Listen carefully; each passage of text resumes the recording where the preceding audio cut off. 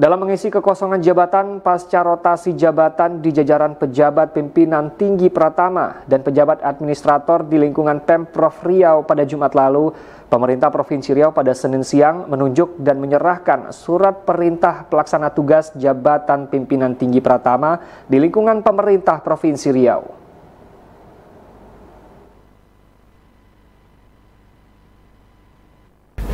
Penyerahan surat perintah pelaksana tugas ini dilaksanakan di ruang rapat melati kantor Gubernur Riau pada Senin siang oleh Sekretaris Daerah Provinsi Riau Syahrial Abdi. Penunjukan pelaksana tugas di jajaran pejabat pimpinan tinggi Pratama ini merupakan langkah strategis pemerintah provinsi untuk menjamin keberlangsungan tugas dan fungsi organisasi perangkat daerah agar tetap berjalan optimal.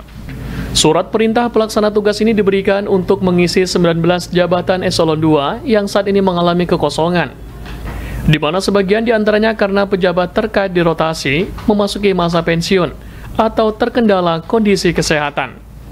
Adapun 19 pejabat yang terdiri dari pejabat eselon 2 dan 3 pemerintah Provinsi Riau yang ditunjuk sebagai pelaksana tugas oleh Gubernur Riau. Di antaranya, 1. Muhammad Sayoga, Kepala Bidang Pajak, menjadi PLT Kepala Badan Pendapatan Provinsi Riau. 2. Ispan Sultan Syaputra Hasibuan, Sekretaris BPKA di Riau, menjadi PLT Kepala BPKA di Riau. 3. Salman, Sekretaris Dinas Kelautan dan Perikanan Riau, menjadi PLT Kepala Dinas Kelautan dan Perikanan Riau. 4. Devi Rizaldi, Sekretaris DPM PTSP Riau, menjadi PLT Kepala DPM PTSP Riau.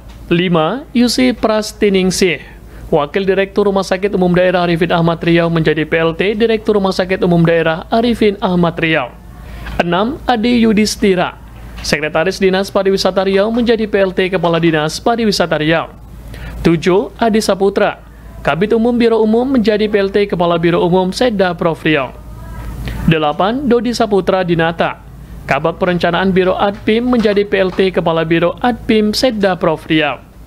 9. Zulkifli Syukur, Asisten 1 Setda Prof Riau, menjadi PLT Kepala Biro Kesra Setda Prof Riau. 10. Thomas Larvo Dimera, Kepala Biro Pembangunan, menjadi PLT Kepala Biro Pengadaan Barang dan Jasa Setda Prof Riau. 11. Bobi Rahmat, Kepala Kesbangpol Riau, menjadi PLT Kepala Biro Perekonomian Setda Prof Riau. 12. Zul Ansyari, Kepala Bidang Mutasi, menjadi PLT Kepala Badan Kepegawaian Daerah Riau. 13. Ismon Diando Simatupang, Kabid Batubara dan Mineral, menjadi PLT Kepala Dinas ESDM Riau. 14. Supriyadi, Sekretaris Dinas Perkebunan Riau, menjadi PLT Kepala Dinas Perkebunan Riau. 15. Marto Saputra, Kabag Sekwan Riau, menjadi PLT Sekwan Riau. 16. Wiwik Suryani, Kepala Bidang Pertanian, menjadi PLT Kepala Dinas Pangan, Tanaman Pangan, dan Hortikultura. 17. M. Biarman, Kepala Bidang Pencemaran dan Kerusakan, menjadi PLT Kepala Dinas Lingkungan Hidup dan Kehutanan Riau.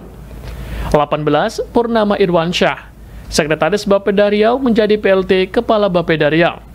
19. Widodo, Wakil Direktur Rumah Sakit Umum Daerah Arifin Ahmad Riau, menjadi PLT Kepala Dinas Kesehatan Riau.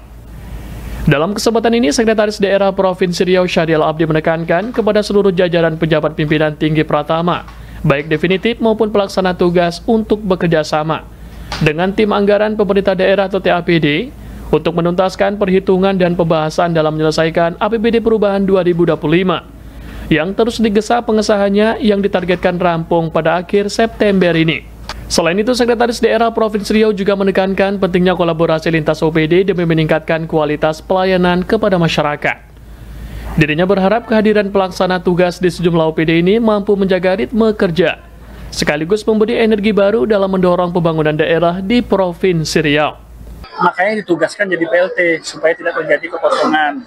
Artinya kita nggak mau ada stuck urusan, karena kita sedang kencang-kencangnya nih kan untuk menyelesaikan APBD 2025 ini. Dan lagian kita juga dalam tahapan bersama dengan Banggar TAPD.